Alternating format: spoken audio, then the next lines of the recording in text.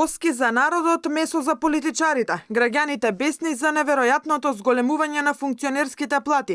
Експертите критикуваат. Не сме изненадени многу, тоа е. Они само во нивна корис. Катастрофа. Исто. Нелогично и безобразно дори. Значи, не го одобрувам сигурно. Да. Тоа е премногу, сепак треба спрема и народот и сите зависи.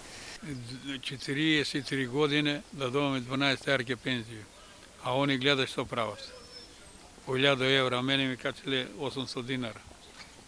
Академик Таки Фитис Алфа остро го критикува зголемувањето на функционерските плати. Во економска криза ваквата одлука според него е загрижувачка и навраќа во времињата на транзицијската ера, кога политичарите си ги покачуваа платите за 100%. Ме врати на едни поранешни времена, уште во првата влада и првиот парламент, кога се донесе првата македонска антиинфлацијска програма, таа падна во онај момент кога пратениците донесаа одлука да се ги зголемат платите за 100%. Каков одраз тоа ќе има инфлацијски, бидејќи станува збор за големо зголемување, каков ефект има индуциран во многу други дејности каде што луѓето бараат перманентно штрajкуваат и бараат зголемување на платата. Мора и за тој момент да се размислува.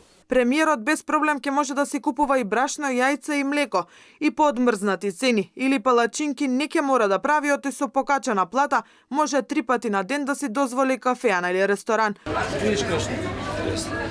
Сега ќе земам брашно, јајца, и виж палачинки кој прави најбоље. Како ќе изгледаат новите плати по одлуката на Уставен? Председателот Пендаровски, чија досегашна плата изнесува 1500 евра, од утре ќе зима околу 2800. На спикерот Ала Џефери новата плата ќе му биде колку и на премиерот, околу 2500 евра. Министрите пак наместо досегашните 65.000 денари ќе земаат нешто по 2000 евра.